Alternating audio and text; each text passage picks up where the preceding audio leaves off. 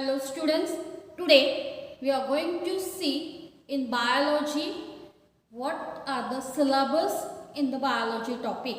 बघा बाळांनो, आज आपण बायोलॉजी मध्ये सिलेबस काय आहे हा बघणार आहोत. आता पहिल्यांदा first of all I am going to congratulations to all the 11th standard students. पहिल्यांदा मी सगळ्या विद्यार्थ्यांचं 11वीत पास झाल्याबद्दल अभिनंदन करते आणि मग आपण आपल्या सिलेबसला सुरुवात करूया.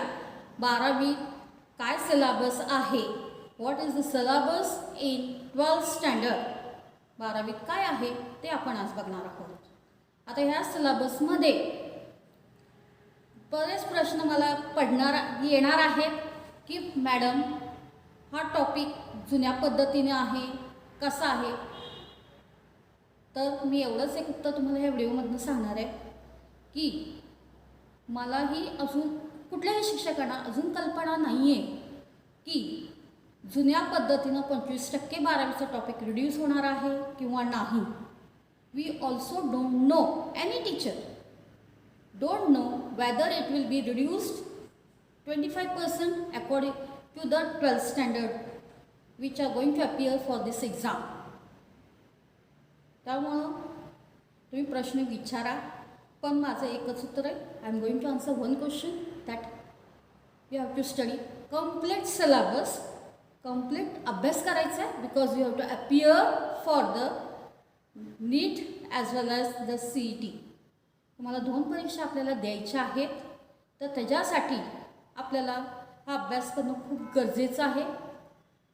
आता ह्या ह्याच्यामध्ये सिलेबसमध्ये काय आहे, कुठले टॉपिक्स आहेत, किती टॉपिक्स आहेत, त्याला वेटेज काय आहे, how much marks have that chapter, प्रत्येक धड्याला किती वेटेज आहे, how much weightage have the topic, I am going to tell today. First lecture I am going to discuss that is introduction part of the syllabus. Syllabus काय आहे, किती आहे. Okay, let start. The first बायोलॉजीमध्ये मी इथं columns काही केलेले आहेत. इथं सिरियल नंबर दिसत आहेत, तुम्हाला चॅप्टर दिसत आहेत, मार्क्समध्ये विदाऊट ऑप्शन, विथ ऑप्शन, आणि एका बाजूला मी क्वेश्चन पेपर पॅटर्न एक असं लिहिलेलं आहे. आपण प्रत्येक गोष्ट हळूहळू डिस्कस करायची आहे की नेमकं काय आहे. Slowly and study we are going to see each and every part what have written on the board. So the first topic, that is reproduction in lower and higher plants. First chapter, पहिला धडा कुठला आहे, reproduction in lower and higher plant. Second chapter, reproduction in lower and higher animals. गफलत करायची नाही आहे, 2 topic सलग आहेत रिप्रोडक्शनमधले, पण पहिला चॅप्टर हा प्लांट संदर्भात आहे, सगळे प्लांट्स आहेत, आणि दुसरा आहे animals. Third is the topic inheritance and variation. तिसरा धडा आहे इनहेरिटन्स आणि variation. Fourth molecular base of inheritance, molecular base of inheritance. Fifth chapter, origin and evolution of life. पाचवा धडा कुठला आहे, origin and evolution of life. Sixth chapter, plant water relation. सहावा धडा कुठला आहे, plant water relation. सातवा plant growth and mineral nutrition. सातवा धडा आहे plant growth and mineral nutrition. 8 respiration and circulation. 9 control and coordination. 10 human health and disease. 11 enhancement of food production. 12 biotechnology. 13 organism and population. 14 ecosystem and energy flow. And 15 topic biodiversity, conservation and environmental issue. Here I have written ENVR. Environment I have written in the short because of the less space on this board. But if we take the topic biodiversity, conservation and environmental issue, these are the 15 topics. हे 15 धडे तुमच्या 12वीला आहेत. आता प्रत्येक धड्यामध्ये आपण नेमकं काय बघणार आहोत त्याच्या आधी आपण काय करूया की ह्याला वेटेज किती आहे प्रत्येक धड्याला, how much weightage it consist of, प्रत्येक धड्यामध्ये किती वेटेज आहे ते आपण बघूया. How much weightage it is having. First chapter जो आहे पहिला धडा आहे reproduction in lower and higher plants. It is having without option 6 marks and with option 8 marks. म्हणजे पेपरमध्ये जो काही तुम्हाला पेपर येणार आहे त्याच्यामध्ये 100 मार्कामधला जो पेपर तुम्हाला आउटलेट बाहेर पडणार आहे त्याच्यामध्ये 8 मार्क तुम्हाला कंपल्सरी येणार आहे. पण तुम्हाला टोटल विदाउट ऑप्शन किती मार्काचा आहे 6, म्हणजे टोटल तुम्हाला एवढे दिसणारच आहे 8 marks. Reproduction in lower and higher animal it consist of 6 marks with option 8 marks. Inheritance and variation 4 marks with option 6 marks. Molecular base of inheritance again 4 marks with option 6 marks. Origin and evolution of life 4 marks with option 6 marks. Plant water relation it is having 5 marks with option 7 marks. Plant growth and mineral nutrition again 5 marks and with option 7 marks. Respiration and circulation it is having the 7 marks and with option 10 marks. Ninth chapter which is control and coordination it is having 8 marks and with option it is 11 marks. Human health and disease 3 marks and with option 4 marks. Enhancement in food production it is of the 4 marks and with option it is 6 marks. Biotechnology 5 marks and with option 7 marks. Organism and population 3 marks and with option 4 marks. Ecosystem and energy flow 3 marks with option 4 marks. Biodiversity, conservation and environmental issue it is also having the 3 marks compulsory and with option it is having the 4 marks. In this way there is a marks distribution of each topic without option and with option. इथं बघा तुम्हाला प्रत्येक धडा दिलेला आहे, टॉपिकचे नावं लिहून दिलेली आहे, कंपल्सरी किती येणार आहे आणि विदाउट कंपल्सरी एक्स्ट्रा क्वेश्चन्स किती मार्काचे आहेत 2 मार्क एक्स्ट्रा आहेत, ह्याच्यात 2 मार्क एक्स्ट्रा आहेत. प्रत्येक ह्याच्यात 2-2 मार्क काय होत आहेत, काही ह्याच्यात 3 काही ह्याच्यात 2 मार्क्स एक्स्ट्रा येत आहेत. तर तुम्हाला ह्या पद्धतीने हा सिलेबसचा चॅप्टर आणि mark distribution without option and with option. Now we are going to see what you are going to study in this chapters. ह्या 15 चॅप्टरमध्ये तुम्ही शॉर्टमध्ये घेणार आहे, मी सगळं घेणार नाही. I am going to take in the short what you are going to study in this 15 chapters. ह्या 15 धड्यांमध्ये तुम्ही काय काय बघणार आहात. First in the reproduction in lower and higher plants. Here we are going to see the both reproduction, that is asexual as well as sexual reproduction. त्याच्यात lower organism both कसं होतंय सेक्शुअली आणि असेक्शुअली आपण प्लांट्समध्ये हे बघणार आहोत. सेक्शुअलमध्ये काय होतंय, बडिंग ईस्टमध्ये काय होतं, बडिंग होतंय, परत अल्गीमध्ये काय होतंय. प्रत्येक ह्याच्यात रिप्रोडक्शन कशा पद्धतीनं होते.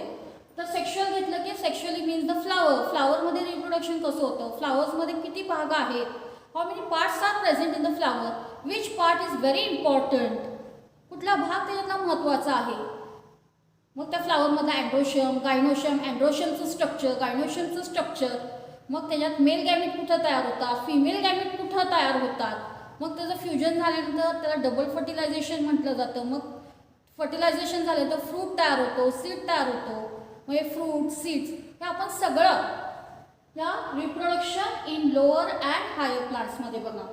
त्याच पद्धतीने reproduction in lower and higher animals त्याच्यामध्ये सुद्धा असेक्शुअल रिप्रोडक्शन आणि सेक्शुअल रिप्रोडक्शन. आता असेक्शुअलमध्ये तुमचा पॅरामोशियम आहे, मग त्याच्यात रिप्रोडक्शन कसं होतं, युनिसेल्युलर ऑर्गॅनिझम्स आहेत तर त्याच्यात रिप्रोडक्शन कशा पद्धतीनं होतात ॲनिमल्समध्ये ते बघणार. सेक्शुअली ह्युमन बीइंग, मग त्याच्यातला male reproductive system, female reproductive system, हे सगळा पार्ट तुम्ही कशात बघणार आहात, reproduction in lower and higher animals. तिसरा धडा आहे इनहेरिटन्स अँड व्हेरिएशन्स. आता हा इनहेरिटन्स अँड व्हेरिएशन्स. इनहेरिटन्स म्हणजे नेमकं काय आहे, व्हेरिएशन म्हणजे नेमकं काय आहे, हेरिडिटरी काय आहे, परत त्याच्यामध्ये लॉस काय आहेत, जेनेटिकल टर्म्स काय आहेत, कुठले कुठले जेनेटिक टर्म्स आहेत, F1 काय आहे, F2 काय आहे, डॉमिनंट, रिसेसिव्ह, असे भरपूर आहे. मग त्याच्यामध्ये तुम्हाला का व्हेरिएशन्स मिळत आहेत, कशामुळे व्हेरिएशन्स येत आहेत हे आपल्याला बघायचं आहे.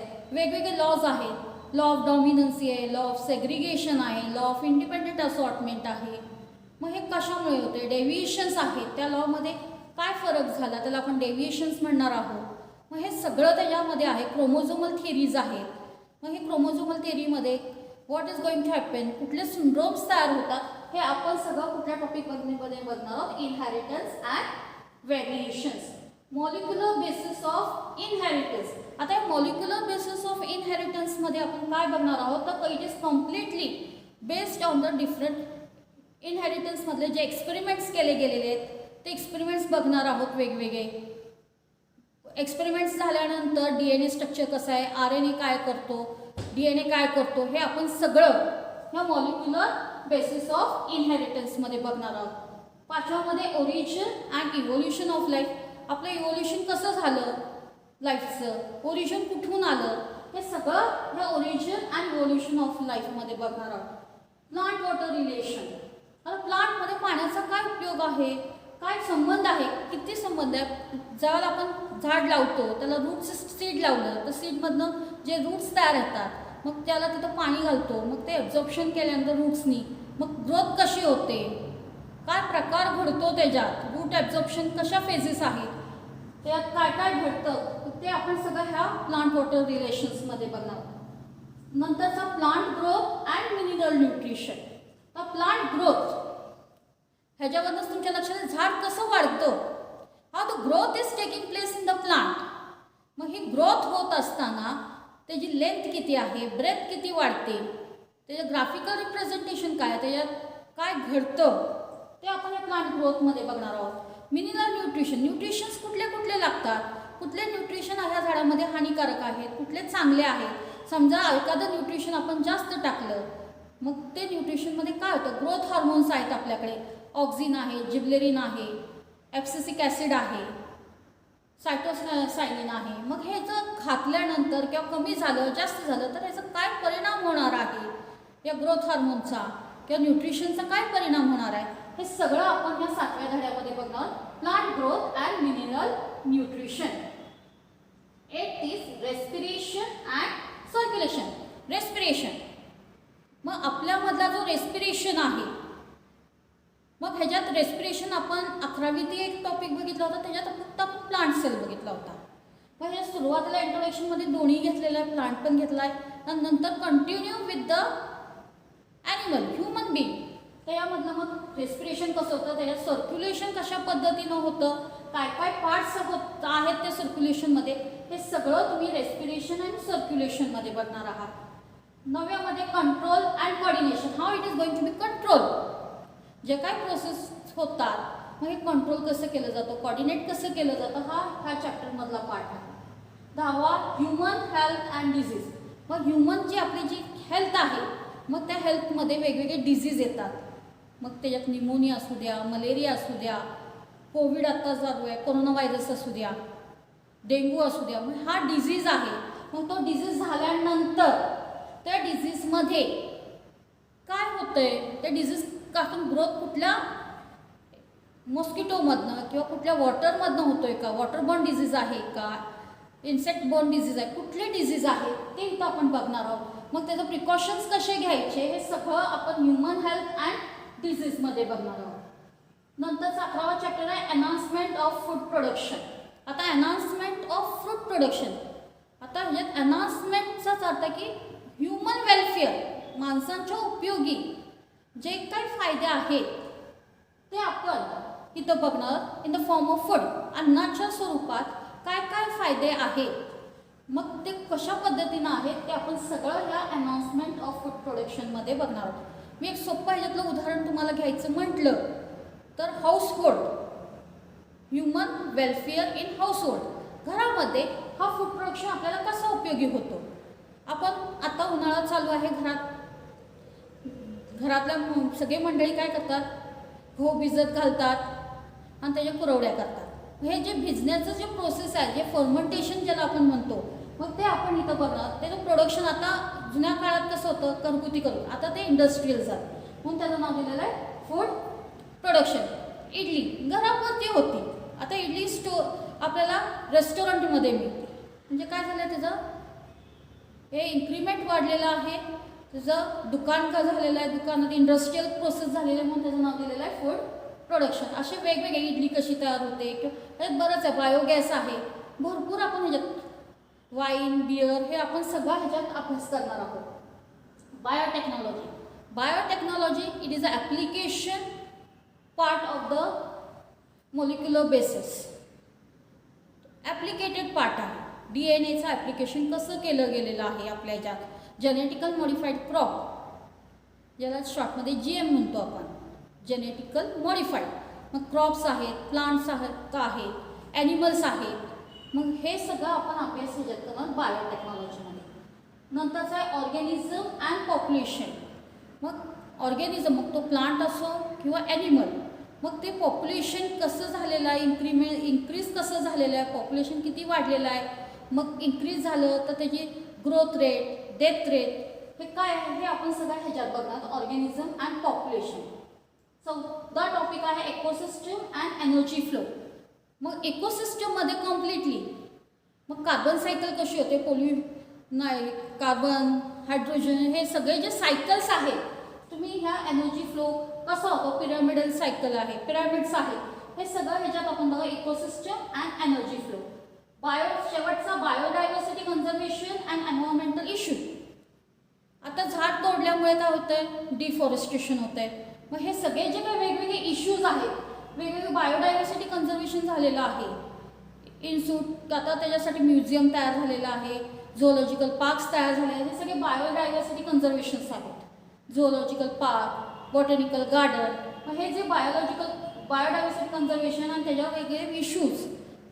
आता काय होतं की पोल्युशन झाल्यामुळे, समजा आपण झुऑलॉजिकल पार्क केला किंवा बॉटॅनिकल गार्डन केलं तरी तिथं इश्यू तयार होतो पोल्युशनमुळे, पाणी खराब होतं आहे.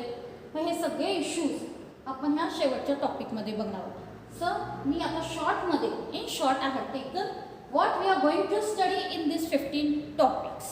Now this is about the syllabus in your textbook. तुमच्या पुस्तकातले हे 15 धडे आहेत आणि मार्क्स विदाउट ऑप्शन आणि विथ ऑप्शन. आणि त्या प्रत्येक धड्यामध्ये काय काय आहे हे मी घेतलेलं आहे. आता ह्याच्यानंतर आपण बघूया तुमची जी नीटची परीक्षा आहे, नीट परीक्षा, तर 11वी we have the 45 marks and 12 we have the 45 marks. 11वीचे 45 marks आणि 12वीचे 45 मार्क्स, टोटल 90 मार्क्सचा पेपर आहे. You have the 90 marks paper. Total किती नीटला पेपर मार्क्सच्या पेपरला, 11वी 45, 12वी 45 and total 90. And this NEET it is based on CBSE and NCERT book. NCERT जे पुस्तक आहे CBSEचं त्याच्यावर बेस्ड 11वीचे NCERT आणि 12वीचे NCERTचं पुस्तक आहे. त्याच्यातून 45 मार्काचं येतं आणि 12वीच्या ह्याच्यातून 45 असं 90 मार्काचं नीटला सिलेबस आहे. पुस्तकाच्या बाहेरून काहीही येत नाही. आता हे झालं तुमचं नीटचा संदर्भ. आपण नंतर घेऊया MHT CET. आता MSCTT we have the 20 marks. 12 we have the 80 marks, and total 100 marks. इथं 11वी 45 होतं, इथं 45, पण इथं कसं आहे CETला 11वी 20 मार्काचा आहे, 12वी 80 मार्काचा आहे आणि बेरीज केली की 100 mark.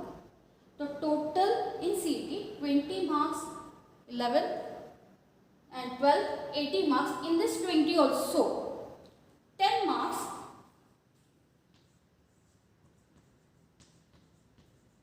from botany and 10 marks from zoology.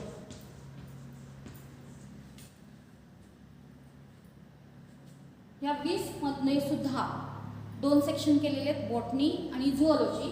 10 marks बॉटनीचे येणार आहेत आणि 10 मार्क्स झुऑलॉजीचे. आता 12वीचे हे सगळे टॉपिक्स आहेत 1 to 50 80 मार्क्स. आता मग 11वी मधले कुठले कुठले आहेत, तर 11वी मधल्या तुम्हाला बॉटनीमध्ये एक चॅप्टर आहे विच इज नोन ॲज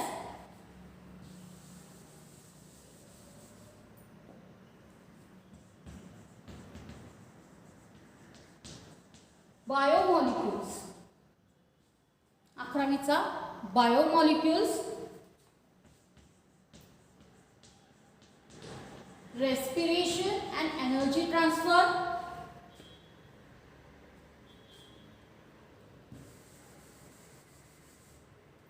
तिसरा झुऑलॉजी मधला ह्यूमन न्यूट्रिशन आणि एक्सक्रीशन अँड ऑस्मो रेग्युलेशन.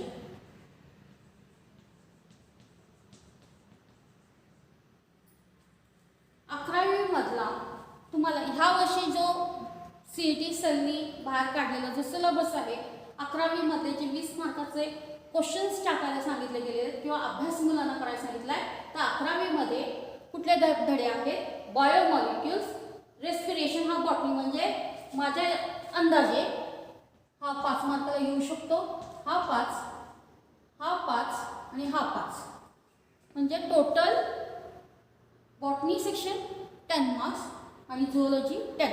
तिकडं होऊ शकतो, रेस्पिरेशन 6ला येऊ शकतो, तो वरचा 4ला येऊ शकतो, depend upon the paper set. पण 11वीचे हे 4 चॅप्टर्स आहेत 20 मार्काला. ह्या वर्षी तुम्हाला किती आहे ते मी पुढच्या वर्षी ज्याला नोटीस येईल त्याला सांगितलं जाईल. पण आत्ताचा जो पॅटर्न आहे, आत्ताची जी मुलं अपियर करणार आहेत त्यांच्यासाठी तो पॅटर्न मी तुम्हाला सांगते. MS CET 11वी 20 मार्क हे कॉमनच राहणार आहे, फक्त 20 मार्कात कुठलेही धडे येणार आहेत तो नंतरचा भाग आहे. 12वी हा नेहमी 80 मार्क्स असतो आणि 12वी जेवढे टॉपिक्स आहेत ते सगळे 80 मार्क्समध्ये कव्हर केले जातात. आता तुम्ही म्हणाल की मॅडम नीटसाठी 12वी आणि 11वी 45 आहे, मग आम्ही अभ्यास कसा करायचा? तर तुम्ही आपला हा जो पॅटर्न आहे 11वी आणि 12वीचं पुस्तक आपलं हे कव्हर केलं की आपला हा सगळा syllabus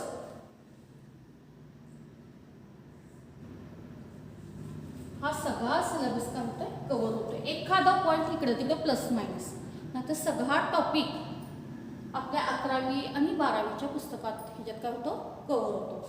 Here we complete the complete syllabus of the textbook as well as NEET CET. Next part, that is question paper pattern. Question paper pattern.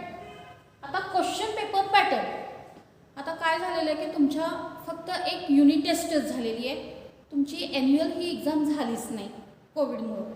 मग आता समजा फायनल ज्याला तुम्ही परीक्षा बोर्डाची देणार आहात, तर ते पॅटर्न कसा असतो त्याच्यासाठी हा मी क्वेश्चन पॅटर्न इथं लिहून काढलेला आहे.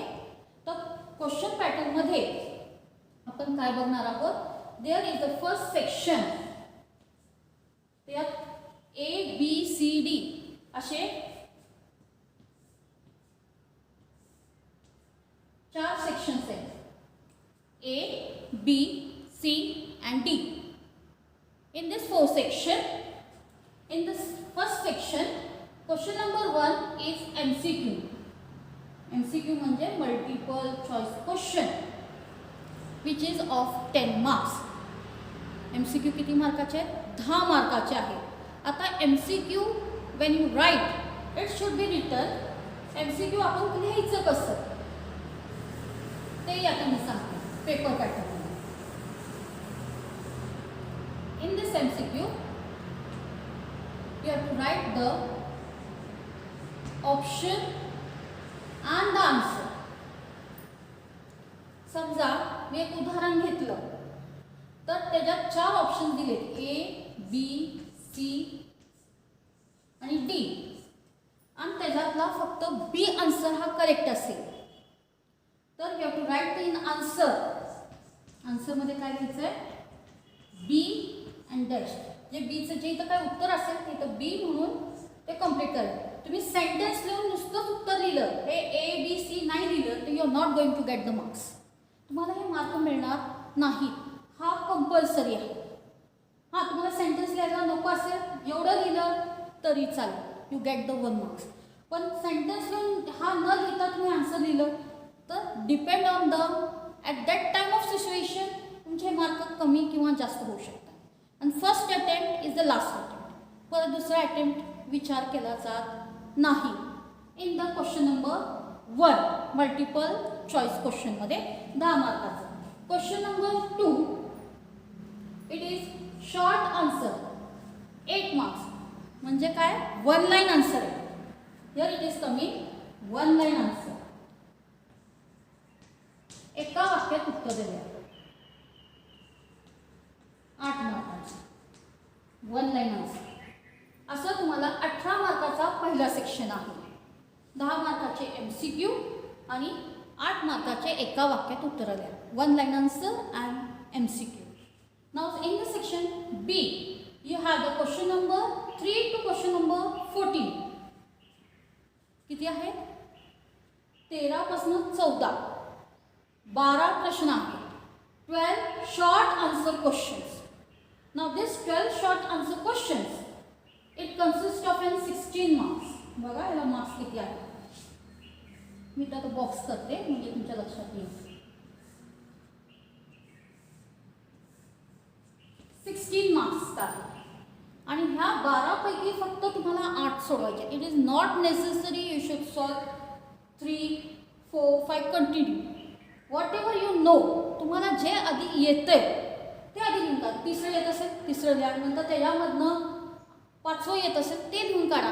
पण A मधला B मध्ये लिहू नका, B मधला A मध्ये लिहू नका, B मधला B मध्येच लिहा. म्हणजे 13 ते 14 मधलेच प्रश्न लिहा. 12 प्रश्न आहेत त्यातनं तुम्हाला कुठलेही 8 लिहायचे. You have to write only the 8 answers from 12 questions which is very short answer questions. Means each marks it consists of the 2 marks. 2 8 is 16. म्हणजे प्रत्येक क्वेश्चनला किती मार्क आहे? Each question 2 marks. प्रत्येक क्वेश्चन 2 मार्काचा आहे. हा तुमचा झाला section B. Section 3 it consist of question number 15 to question number 26.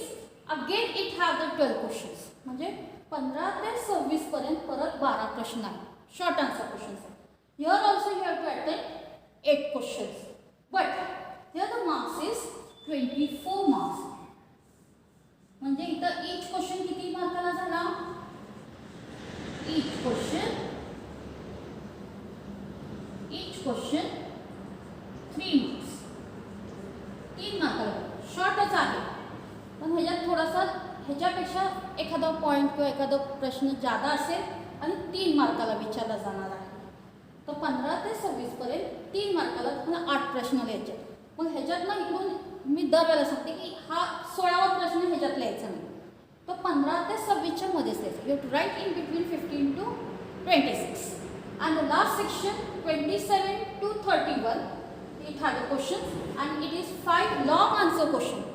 मोठे आहे. 5 प्रश्न तुम्हाला दिलेले आहेत and it carries 12 marks.